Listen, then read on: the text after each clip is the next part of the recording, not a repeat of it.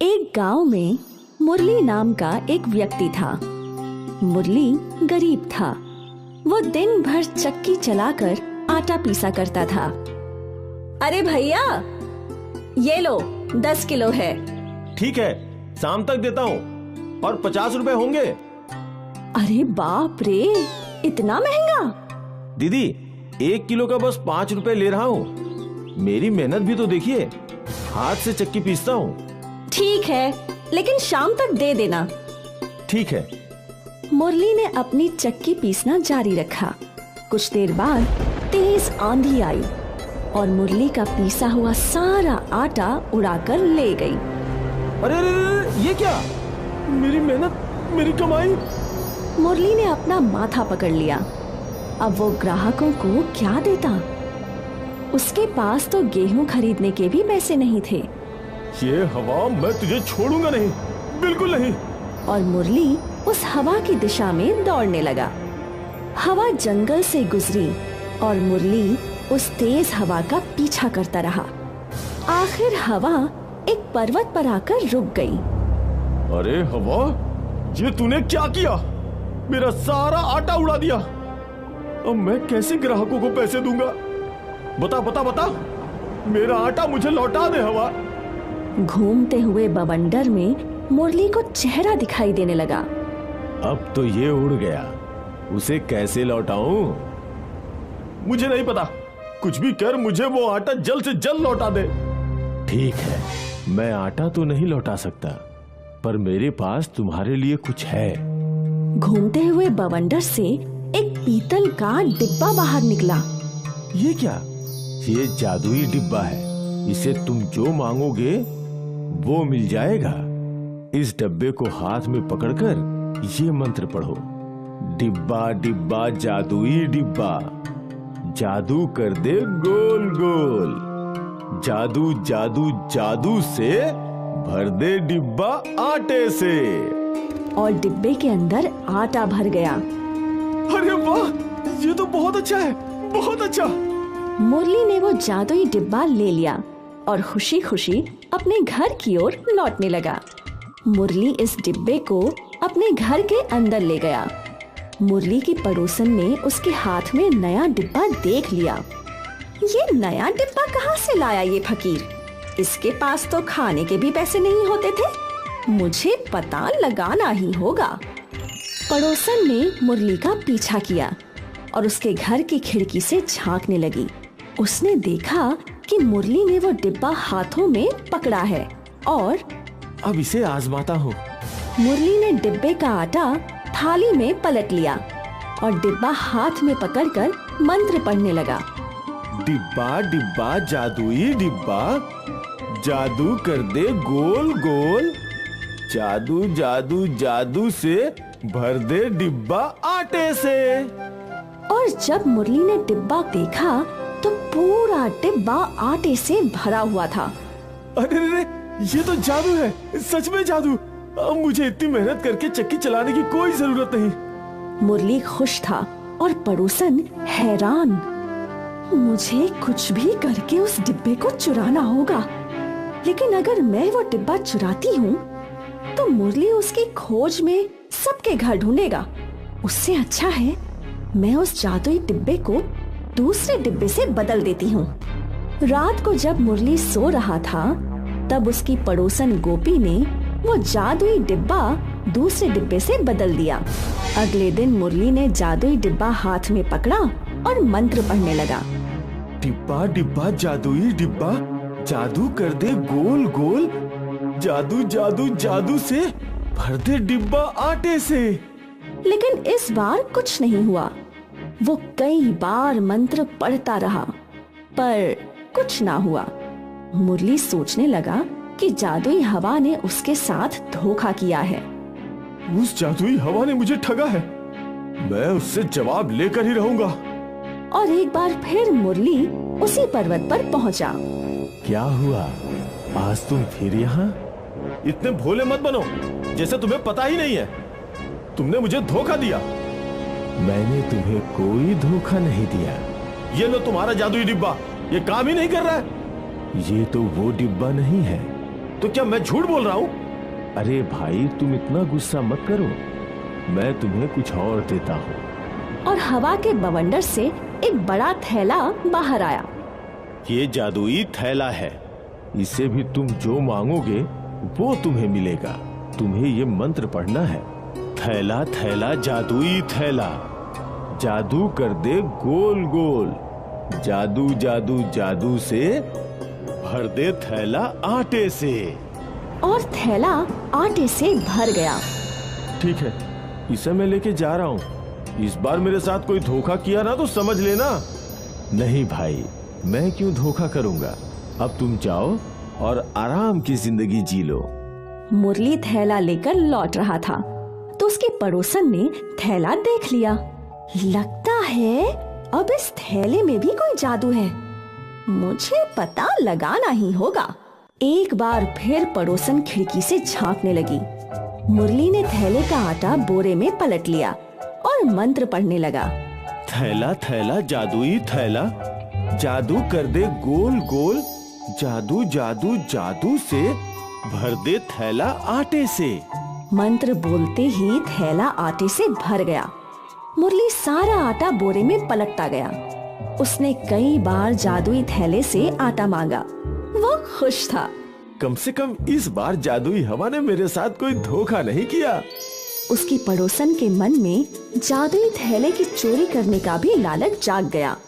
और उस रात जब मुरली सो रहा था तब पड़ोसन ने वो जादुई थैला चुरा लिया और वहाँ दूसरा थैला रख दिया। अगली सुबह जब मुरली थैले से आटा मांग रहा था तो कुछ हो ही नहीं रहा था। उसने कई बार मंत्र पढ़ा, जादू जादू जादू से भर दे थैला आटे से, जादू जादू जादू से भर दे थैला आटे से। अरे भर दे थैला। मैं जादुई हवा को हरगिज नहीं छोड़ूंगा। इस बार भी उसने मेरे साथ धोखा किया है। गुस्से से तमतमाता हुआ मुरली पर्वत पर जा पहुंचा। जादुई हवा, तुमने मेरे साथ फिर से धोखा किया। मैंने कोई धोखा नहीं किया। झूठ, सरासर झूठ। तुमने जादुई डिब्बा दिया और फिर ये जादुई थैला। एक रात बाद ही जादू खत्म कैसे हो जाता है? हवा ने वो थैला देखा तो वो समझ गया कि वो जादुई थैला नहीं था। इस बार मैं तुम्हें जो दूंगा उससे तुम्हें यकीन हो जाएगा कि मैंने तुम्हारे साथ कोई धोखा नहीं किया। और हवा के बवंडर से एक लाठी निकली। इसका मैं क्या करूंगा? बस आज रात इसे अपने घर में रखना और जब तुम्हें चोर मिल जाए तो ये मंत्र पढ़ना, लाठी लाठी जादुई लाठी, जादू कर दे गोल गोल, जादू जादू जादू से लालची व्यक्ति को सजा दे। ठीक है। मुरली वो जादुई लाठी लेकर अपने घर आया और उसकी पड़ोसन ने वो लाठी देख ली। इस लाठी में भी जरूर कोई ना कोई जादू तो होगा ही। आज रात इसे भी चुराती हूँ। रात हुई और मुरली अपने बिस्तर पर सोने का नाटक करने लगा और अब पड़ोसन लाठी चुराने पहुंची। लगता है सो गया है। जैसे ही गोपी ने लाठी को हाथ लगाया, मुरली उठकर बैठ गया। लाठी लाठी जादुई लाठी, जादू कर दे गोल गोल, जादू जादू जादू से लालची व्यक्ति को सजा दे। और लाठी पड़ोसन को पीटने लगी। अरे रे रे, अरे मुझे माफ कर दो मुझे। पहले मुझसे लूटी हुई सारी चीजें मुझे लौटा दो। देती हूँ। रुक जाओ जादुई लाठी। लाठी ने मारना बंद किया। पड़ोसन दौड़ के अपने घर गई और जादुई डिब्बा और थैला लेकर लौट आई। उसने वो दोनों मुरली को लौटा दिए। आइंदा मेरी कोई चीज चुराई तो याद रखना। नहीं, मैं तुम्हारी क्या किसी की भी कोई चीज नहीं चुराऊंगी। पड़ोसन 9-2-11 हो गई। और फिर मुरली जादुई डिब्बे से और जादुई थैले से आटा निकाल कर बेचता रहा। अब उसे चक्की चलाने की कोई जरूरत नहीं थी। जादुई हवा ने जादुई डिब्बा और जादुई थैला देकर मुरली का जीवन सरल बना दिया। मधुपुर नाम का एक छोटा सा शहर था। शहर में एक मकान था। मकान में 2 किराएदार फैमिली रहती थी। एक रंदा की फैमिली और दूसरी सुलोचना की फैमिली। नंदा अपने पति सुधीर और कुंवारी ननद सलोनी के साथ रहती थी और सुलोचना अपने पति निखिल के साथ। दोनों परिवारों में बहुत अच्छे संबंध थे, एक दूसरे के घर आना जाना लगा रहता था। एक दिन नंदा की ननद सलोनी को देखने लड़का आया और उसे सलोनी पसंद आ गई। नंदा मेहमानों के लिए चाय बनाने लगी। चाय में चीनी डालने गई तो चीनी खत्म हो गई थी। हाय दैया, चीनी खत्म। चाय को देर हुई तो महारानी के ससुराल वाले नाराज हो जाएंगे, रिश्ता टूट जाएगा। फिर वो महारानी, नहीं, सुलो भाभी के घर से मांग के लाती हूँ। नंदा पिछले दरवाजे से सुलोचना के घर आती है और उससे चीनी मांगती है। चीनी तो हमारे घर नहीं है। क्या? शुभ शुभ बोलो भाभी, चाय नहीं पिलाई तो महारानी के ससुराल वाले नाराज हो जाएंगे, रिश्ता तोड़ देंगे और महारानी मेरे सर पर बैठकर नाचने लगेंगी। ननद है ना, सहना पड़ता है। ऐसी बात है तो हमारा चम्मच ले जाओ। सुलोचना एक चम्मच लाई और नंदा को दे दिया। चम्मच देखकर नंदा कुछ समझी नहीं। इस चम्मच का मैं क्या करूं? किसी को बताना नहीं, ये जादुई चम्मच है। रसोई की किसी भी चीज का नाम लेकर बस इसे बर्तन में 2 बार घुमाओ तो वो चीज चम्मच से गिर जाती है। क्या कह रही हो भाभी? फिर झंझट ही खत्म। थैंक यू भाभी। एक बात कान खोल के सुन लो, चम्मच 2 बार ही घुमाना, ज्यादा घुमाया तो मांगी हुई चीज जहर बन जाती है। हाय दैया, मैं ध्यान रखूंगी, चलती हूँ। नंदा घर आई और चीनी का नाम लेकर चम्मच 2 बार घुमाया तो मैजिक हो गया। चाय के बर्तन में चीनी गिरने लगी। अरे वाह, ये तो कमाल की चीज है। चाय पीकर मेहमान खुश हो गए। 2 दिनों के बाद की तारीख फिक्स करके चले गए। शाम को सुलोचना चम्मच लेने आई तो नंदा बोली, भाभी आप तो जानती हो शादी में कितना खर्चा हो जाता है। मेहमान आएंगे तो उन्हें खिलाना भी पड़ेगा। अब हमारी इतनी हैसियत कहाँ, ये चम्मच रहेगा तो मदद हो जाएगी। शादी होते ही आपको लौटा दूंगी। सुलोचना मान गई और चम्मच छोड़कर चली गई। नंदा ने रात भर चम्मच घुमाया और शादी का सारा सामान निकाल लिया। रातों रात इतना सारा सामान कहाँ से आया? आप अपना काम कीजिए, रसोई में नाक ना घुसाइए। 2 दिन बाद सलोनी की शादी हो गई और सलोनी मायके चली गई। सुलोचना दोबारा चम्मच लेने आई तो नंदा की नीयत खराब हो गई। चम्मच तो मैं आपको जरूर दूंगी, लेकिन कल आपको निखिल जी के साथ चाय पीने आना होगा। कितनी मदद की है आपने हमारी, चाय तो बनती है। दूसरे दिन सुलोचना अपने पति निखिल के साथ चाय पीने आई। नंदा उनके लिए चाय बनाने लग गई। चाय बनाते बनाते उसे सुलोचना की बात याद आ गई। एक बात कान खोल के सुनो, चम्मच 2 बार ही घुमाना है, ज्यादा घुमाया तो मांगी हुई चीज जहर बन जाती है। ये चम्मच 2 बार नहीं 3 बार घूमेगा और हमेशा हमेशा के लिए मेरा हो जाएगा। नंदा ने 3 बार चम्मच घुमाया और चम्मच से जहरीली चीनी चाय में गिरने लगी। वही जहरीली चाय नंदा ने सुलोचना और निखिल को पिलाई और दोनों को मारकर चम्मच हड़प लिया। कुछ दिन बीत गए। चम्मच की मदद से नंदा ने रसोई का वो सारा खर्चा बचा लिया जो हर महीने सुधीर नंदा को देता था। उसी बचे हुए पैसों से नंदा ने काम वाली रख ली और दिन भर महारानी की तरह आराम फरमाने लगी। एक दिन नंदा बुरी तरह से बीमार हो गई, हिल भी न सकती थी। बिस्तर पर लेटे लेटे उसे चाय की तलब लगी तो उसने काम वाली से चाय बनाने को कहा, लेकिन चीनी तो खत्म हो गई है। हे भगवान, लगता है तुम्हें चम्मच का राज बताना ही पड़ेगा। कौन सा चम्मच?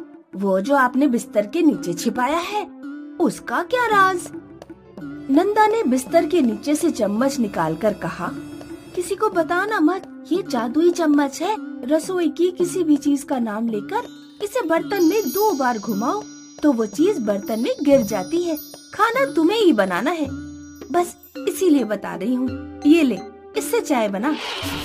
काम वाली नंदा की बात सुनकर चौंक गई और चम्मच लेकर जाने लगी तो नंदा ने उसे चेतावनी दी, और सुनो, 2 बार ही घुमाना, तीसरी बार घुमाएगी तो चाय में चीनी नहीं जहर गिर जाएगा।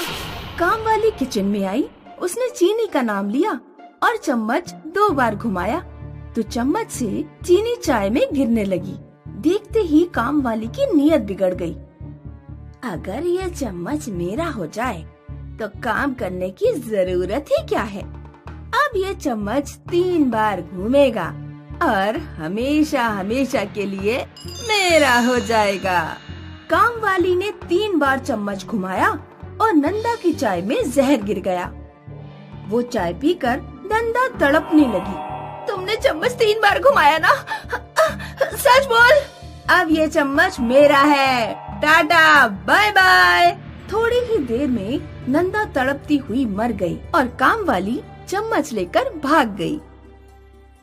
रघु एक सर्कस कलाकार था। गांव-गांव जाकर कला प्रदर्शन करता था। उसकी पत्नी रंजना और 10 साल का लड़का भीमू भी उसके साथ सर्कस करते थे और अपना पेट पालते थे। एक शाम सर्कस खत्म करके रघु की फैमिली सामान पीठ पर लाद कर दूसरे गांव की तरफ निकल पड़ी। बाबा, हम कहाँ जा रहे हैं? पता नहीं बेटा, बस चलते रहो। सामने जो गांव आएगा हफ्ता भर वहीं डेरा जमाएंगे, वहीं खाएंगे और वहीं कमाएंगे। चलते चलते काफी रात हो गई, लेकिन कोई गांव नहीं आया। तीनों जंगल से होकर थके हारे एक नदी किनारे पहुंच गए।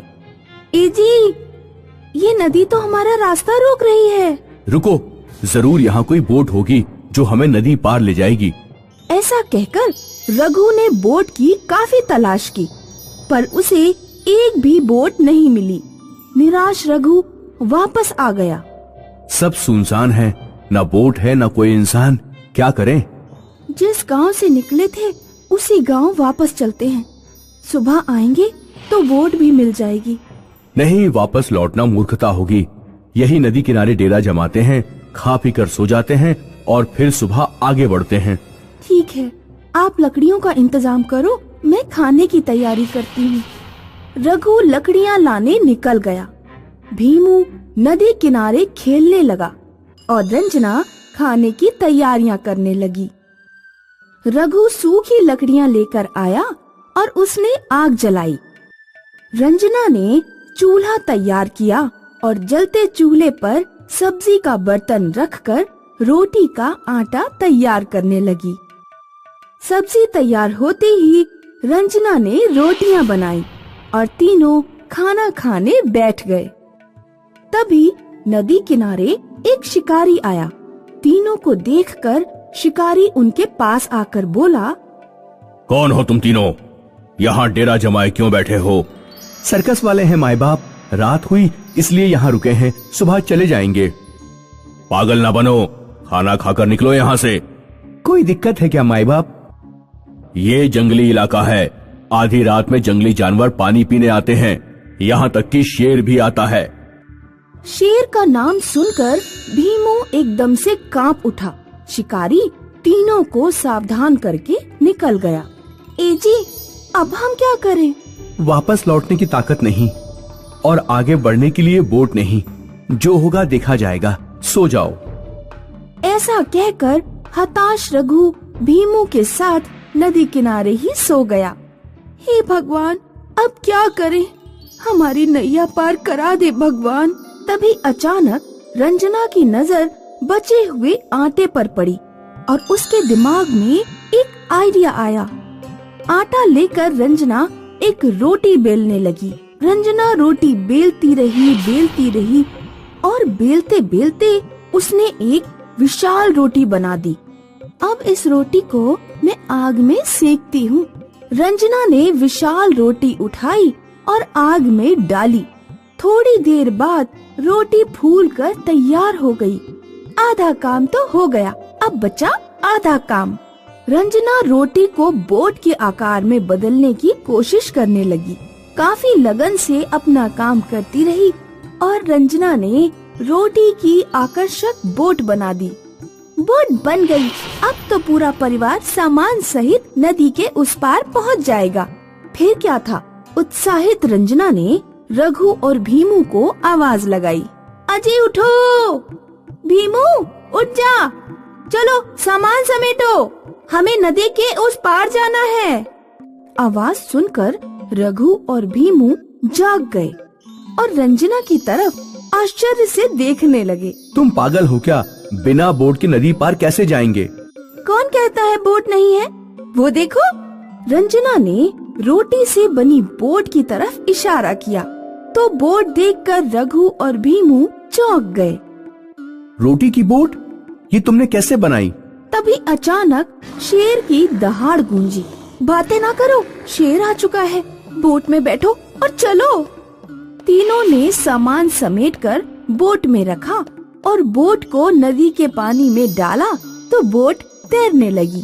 फिर तीनों बोट में बैठ गए और बोट नदी के पानी में तैरते हुए आगे बढ़ने लगी।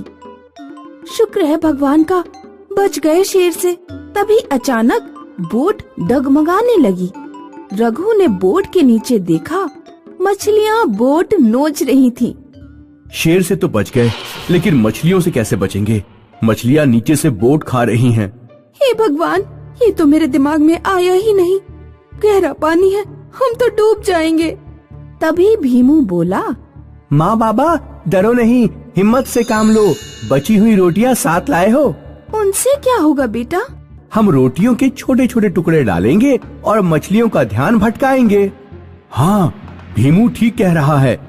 फिर क्या था, रंजना ने फटाफट बची हुई रोटियां निकाली और तीनों रोटियों के टुकड़े नदी में फेंकने लगे। रोटियों के टुकड़े देखकर मछलियां बोट छोड़कर पानी में फैल गईं और टुकड़े खाने लगी।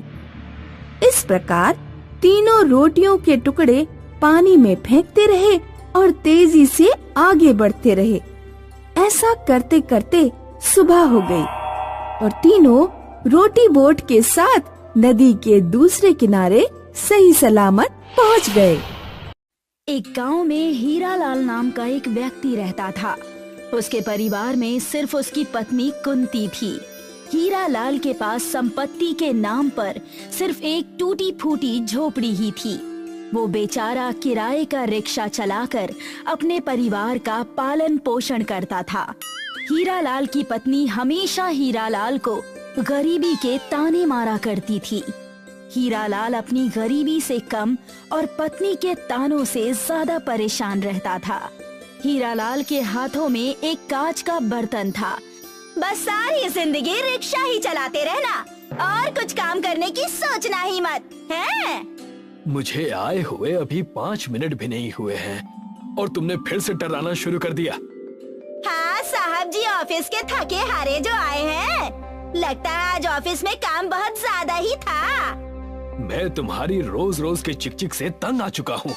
कुंती, एक तो मैं वैसे ही बहुत ज्यादा परेशान हूँ, ऊपर से आते ही तुमने मेरा दिमाग खराब करना शुरू कर दिया। 3 दिन से बोल रही हूँ कि दाल खा खा के मेरा पेट खराब हो गया है।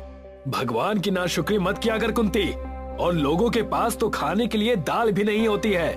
मुझे तुम्हारी बकवास सुनने में कोई दिलचस्पी नहीं है जी। मुझे कल किसी हाल में चिकन खाना है। तुम मेरे पति हो, चाहे कहीं से भी लाओ। मैं गांव-गांव रिक्शा चलाता हूँ कुंती, और वो भी किराए का रिक्शा। दिन भर में मुश्किल से 2-4 सवारी ही तो मिल पाती है, उस पर से तुम्हें बाजार का चिकन खाना है। ये तुम्हारे हाथ में क्या है? एक सवारी बैठी थी रिक्शे पर, उसी का बर्तन है ये। बोलकर गया था कि अभी आया और वापस नहीं आया। पैसे भी नहीं दिए, ऊपर से ये कांच का बर्तन और छोड़ गया। अरे तो इसे बेचकर ही चिकन ले आते, सच्चाई के देवता। बेचारा हीरालाल उस दिन भूखा ही घर पर सो गया। दूसरे दिन वो रिक्शा लेकर फिर बाजार निकल गया। बड़ी मुश्किल से हीरालाल को एक सवारी मिली, मगर भूख की वजह से वो रिक्शा चला ही नहीं पा रहा था। अचानक उसका रिक्शा एक पत्थर से टकरा गया। रिक्शे पर बैठी सवारी गिर गई और हीरालाल के रिक्शे का पहिया टेढ़ा हो गया। अबे अंधा है क्या बेवकूफ, इतना बड़ा पत्थर तुझे दिखाई नहीं देता? माफ करना, कल रात से भूखा हूँ, भूख की वजह से उस पत्थर को देख नहीं पाया। अबे बेवकूफ, अगर तू भूखा है तो क्या मेरी जान लेगा? इतना कहकर वो सवारी गुस्से से हीरालाल को बगैर पैसे दिए हुए वहाँ से चली गई। हीरालाल उस पहिए की तरफ दुखी होकर देखने लगा, क्योंकि रिक्शे का मालिक बहुत ही क्रूर व्यक्ति था। जब शाम को अपने मालिक के यहाँ रिक्शा खड़ा करने के लिए गया तो उस मालिक सेठ अमीर चंद ने रिक्शे की हालत देखकर गुस्से से तिलमिलाकर बोला, हीरालाल, ये सब क्या है? तूने मेरे रिक्शे की हालत क्या कर दी? माफ करना सेठ, एक पत्थर से टकरा गया था। एक तो तूने 4 महीने से वैसे भी किराया नहीं दिया, ऊपर से ये नुकसान करके आ गया। अब इसके पैसे कौन देगा? तेरा बाप? मैं थोड़े थोड़े करके कटवाता रहूंगा। मुझे कोई मतलब नहीं कि तू पैसे कैसे देगा और कहां से देगा। 15 दिन के अंदर मुझे 4 महीने के रिक्शे का किराया और इसकी मरम्मत के पैसे चाहिए, जो कि 5000 बनते हैं। और अब तुझे रिक्शा भी नहीं मिलेगी। चल भाग यहाँ से। हीरालाल ने अपने कदम अपने घर जाने की बजाय गांव के सबसे बड़े सूदखोर रमेश के घर की तरफ बढ़ा दिए। हीरालाल को देखकर रमेश मजाक उड़ाते हुए बोला, क्या बात है हीरालाल, तेरा यहाँ पर क्या काम है? क्या अब मेरे इतने बुरे दिन आ गए हैं कि एक रिक्शा चलाने वाला मुझसे कर्जा मांगने आया है? हीरालाल ने हाथ जोड़कर अपनी सारी परेशानी बताई। ये तो तेरे साथ वाकई बड़ा अत्याचार हुआ हीरालाल। तू अभी घर जा, शाम को मैं पैसे लेकर तेरे घर पर आ जाऊंगा। हीरालाल चुपचाप अपने घर चला गया। हीरालाल को देखकर उसकी पत्नी ने फिर से गुस्सा करना शुरू किया। हीरालाल वैसे भी रात से भूखा और परेशान था। वो रमेश सूदखोर का इंतजार कर रहा था। थोड़ी देर बाद रमेश आ गया। मुझे यकीन था कि आप जरूर आएंगे। हीरालाल क्यों नहीं आता? इतना बोलकर रमेश ने 50 रुपए निकालकर हीरालाल के हाथ में रख दिए। ये क्या है रमेश भैया? अरे पूरे 50 रुपए हैं, तेरी औकात के मुताबिक। हीरालाल आग बबूला हो गया। इन 50 रुपए का क्या मैं अचार डालूंगा? हीरालाल की बात सुनकर रमेश मजाक उड़ाते हुए बोला, बिल्कुल सही कहा तूने। तू अचार डाल और तेरे अचार का नाम होगा हीरालाल का अचार। इतना कहकर रमेश मजाक उड़ाता हुआ हंसता हुआ बाहर चला गया। बहुत करवा ली बेइज्जती। अब यही दिन देखना बाकी रह गया था कि गांव वाले घर पर आकर हमें जलील करके जाएं। हीरालाल के दिमाग में कुछ और ही चल रहा था। उसने तुरंत अपनी पत्नी की ओर देखकर कहा, रमेश ने सही बोला है, अचार डालने का धंधा शुरू किया जाए। पागल हो गए हो क्या? तुम ही तो बोलती थी ना कि कोई दूसरा धंधा करोगे या नहीं। अब दूसरा धंधा करने की बोल रहा हूँ तो कह रही हो कि पागल हो गए हो। तुम दिन भर तो कुछ करती नहीं हो और तुम्हें अचार डालना आता है। मैं जो बर्तन कल साथ में लाया था, तुम उसी में अचार डालना शुरू कर दो। मैं बाजार में अचार बेच दिया करूँगा। हीरालाल का सुझाव उसकी पत्नी कुंती को भी पसंद आया। हीरालाल उन्हीं 50 रुपयों से अचार का सामान खरीद लाया और हीरालाल की पत्नी उसी बर्तन में अचार डालने लगी। मगर दूसरे दिन हीरालाल की पत्नी ये देखकर हैरान हो गई कि एक ही दिन में अचार तैयार हो चुका था। ऐसा कैसे संभव हो सकता है? एक ही दिन में अचार तैयार हो गया, जबकि इस अचार को तैयार होने में कम से कम 5 दिन का समय लगता है। अरे छोड़ो ना, मैं इसे बाजार में बेच के आता हूँ। अब तुम इससे भी उल्टा सीधा सोचना शुरू मत कर देना। हीरालाल उस दिन बाजार में उस अचार को बेचकर आ गया। उसकी एक ही दिन में बहुत अच्छी आमदनी हुई। उस दिन के बाद हीरालाल की पत्नी रोज उस बर्तन में अचार डालती और दूसरे दिन उसे अचार तैयार मिलता। कुछ ही दिनों में हीरालाल ने सेठ अमीर चंद का कर्जा चुकता कर दिया और उसके हालात बदलने लगे। कुछ ही महीनों में पूरे गांव और शहर में हीरालाल के अचार की चर्चाएं शुरू हो गई। एक दिन कुंती को पता नहीं क्या सूझी। उसने उस बर्तन को अंदर से खोलकर देखना शुरू कर दिया कि अचानक उसके हाथ से बर्तन जमीन पर गिर गया। अचानक हीरालाल वहां पर आ गया और वो पत्नी से कुछ बोल पाता कि तभी उस बर्तन में से सफेद धुआं निकलने लगा और देखते ही देखते उसके अंदर से एक परी निकलकर दोनों के सामने खड़ी हो गई। परी को देखकर हीरालाल और कुंती डर गए। डरो मत हीरालाल, मैं आचार वाली परी हूँ जो सवारी तुम्हारे रिक्शे पर इस खाली बर्तन को छोड़कर गई थी। वो इसका राज नहीं जानती थी। मैं आपकी बात समझा नहीं। दरअसल उस व्यक्ति को ये बर्तन एक साधु ने भिक्षा के बदले उसे दी थी, ये बोलकर कि ये बर्तन जादुई है। इससे आगे कि वो साधु उसे कुछ बताता, उसने साधु की बात सुने बगैर ही बर्तन लेकर दरवाजा बंद कर दिया। वो साधु क्रोधित होकर वहाँ से चला गया, मगर वो नादान पुरुष इस बर्तन के राज को नहीं जानता था। इसलिए उसने साधु को पाखंडी समझकर ये बर्तन तुम्हारे रिक्शे पर रखकर भाग गया। ये बर्तन जादुई है हीरालाल, और मैं इसी बर्तन में रहती हूँ। तुमने इतना धन कमा लिया है कि अब तुम आराम से अपना जीवन यापन कर सकते हो। अगर तुम्हारी पत्नी इस बर्तन की छानबीन नहीं करती तो ये बर्तन हमेशा तुम लोगों के पास रहता। तो अब मैं अचार कैसे बनाऊंगी? अचार तुम पहले से ही बनाना जानती हो कुंती, और लोगों को तुम्हारे अचार का स्वाद बहुत पसंद है। इस बर्तन की जादुई शक्ति तो बस इतनी सी है कि तुम जो भी अचार इसमें डालती हो वो एक ही दिन में तैयार हो जाता है। अब मैं यहाँ से जा रही हूँ। याद रखना, मेरे यहाँ से जाने के बाद तुम्हारे अचार के स्वाद में कोई कमी नहीं आएगी। इतना कहकर वो परी गायब हो गई। लेकिन हीरालाल का अचार अब भी मशहूर है।